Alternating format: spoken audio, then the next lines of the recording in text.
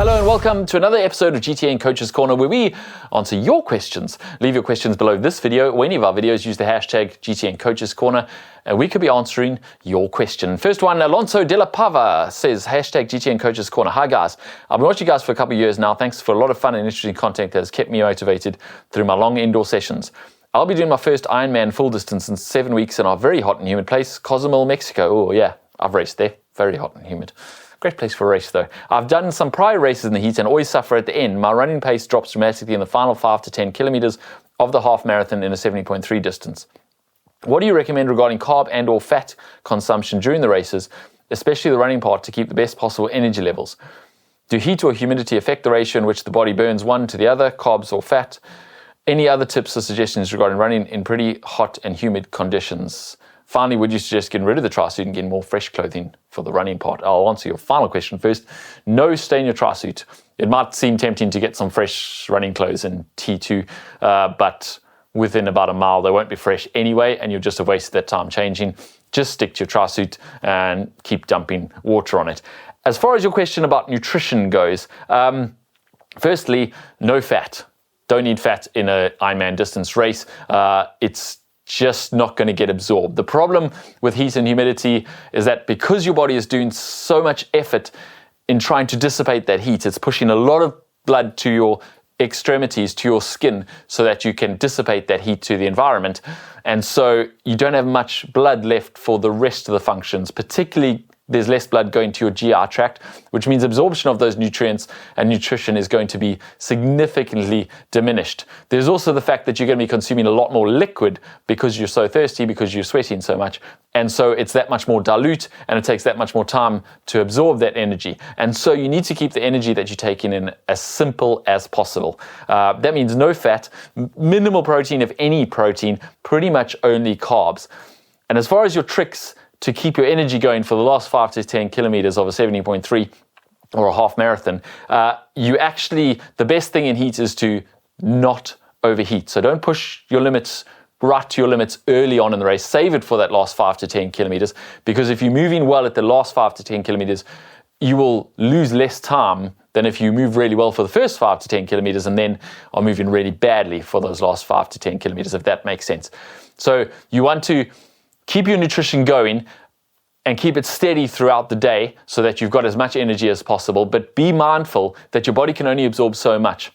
And so liquid calories are your best, gels, and of course liquid drink mixes that have got carbs in them so that you can absorb it the whole time, keep those energy levels up, and then don't overheat. So keep your pacing. Your pacing is the key for heat. You have to be able to stay under that red line where you overheat, because once you do, it doesn't matter what you eat or drink, you're just going to run out of energy. It's going to feel like you're running out of energy. You're actually overheating. Your body will limit you, slow you right down and not let you push on anymore because you've overheated. So make sure you're staying under that threshold and then just keep the fluid and electrolytes coming in.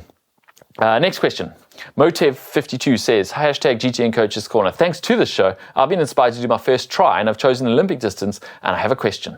For the swim, I can quite comfortably pull in the pool for 1500 in under 26 minutes. My theory is that in a wetsuit, I also may not have to kick with the added buoyancy, which could conserve some extra energy for the bike, which I'm a bit rubbish at. I'm sure you're okay. Is there any sense to this, or am I better to push a bit more in the swim instead of being conservative, as it's the stronger of my 3 disciplines? Would love to hear your feedback. Okay, my advice to this: strong swimmer, not so strong on the bike. Do you burn all your matches in the swim and swim as hard as you can to make up as much time as possible? Or do you save that energy for the bike and the run? I'd say save your energy for the bike and the run is always going to be the best bet. If you can swim the swim and get out in 26 minutes or so very comfortably and easy and having used up almost no energy, do that. That is definitely the best option. Don't kick too hard. Use that wetsuit. Make sure you're saving as much energy as possible. If you swim as hard as you possibly can, you may swim 1 to 2 minutes faster. But that energy that you burned on the bike and the run, you will easily lose 1 to 2 minutes. You'll probably lose more like 10 minutes on the back end of that run, having swum really hard. So rather conserve that energy for later on in the race. Swim easy, keep yourself nice in control. Take advantage of the fact that you're comfortable in the water and can swim at a pace that other people are really working hard at a very low heart rate and saving energy for later on in the day. A triathlon is about using your energy wisely throughout the whole day, and it's about swim and bike and run. And if you can save energy in the swim, definitely do that. You won't lose very much time, and you will definitely save that energy for later on in the race. Okay, try Sparky, who is actually a super fan. Thanks for joining. If you want to join, you can be a member. Down below this video, there's a little join button there, and you'll get a little super fan badge next to your name, and we're more likely to pick your question for next Coach's Corner because they pop to the top of our channel. Try Sparky asks, I've signed up for a 70.3 Luxembourg in July 2025 and have bought an Argon 18 Road X with tri upgrades for the event. The bike came with tubeless ready wheels and tyres with butyl inner tubes that will need changing before the event as they'll currently be used on a turbo trainer. As a relative novice, do you recommend I commit fully to tubeless for race day, or is TPU set more advisable? Okay, good question. TPU or tubeless?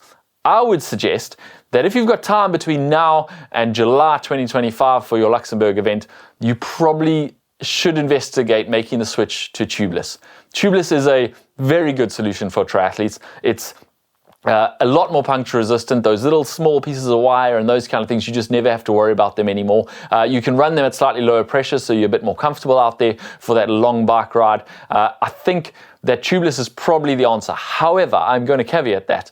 If you're a beginner and you're not very technically proficient with your bike and your tools, and your garage is not full of all the tools you need, then maybe tubeless is not for you. Tubeless takes a bit of learning and a bit of getting to know. There may be some issues initially where you don't quite get a perfect seal and you need to go back and reinstall them, those kind of things. And you don't want to be messing around with that when you're a beginner and you're not confident in your bike, in which case TPU tubes are the best solution for you.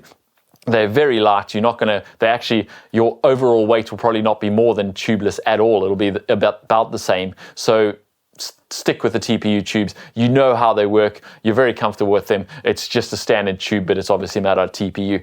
And then tubeless may not be the solution for you just yet. But I would investigate it in future. You've got a bike that's ready for tubeless. You may as well take advantage of that. I'd say tubeless is the answer long term. Next question. Samus Hocking. Hello from LA, California. I had a C-section surgery 2 months ago and I'm getting very frustrated with my recovery process. This is maybe more of a question for Heather, but I'll go ahead and try. I'm still not able to speed walk yet, let alone jog or swim. I miss my swimming so much. I was initially thinking of jogging first before getting back into swimming, but I'm wondering if swimming first would be better because of the no impact in the water. Any advice or related tips? Thank you and keep up the great videos.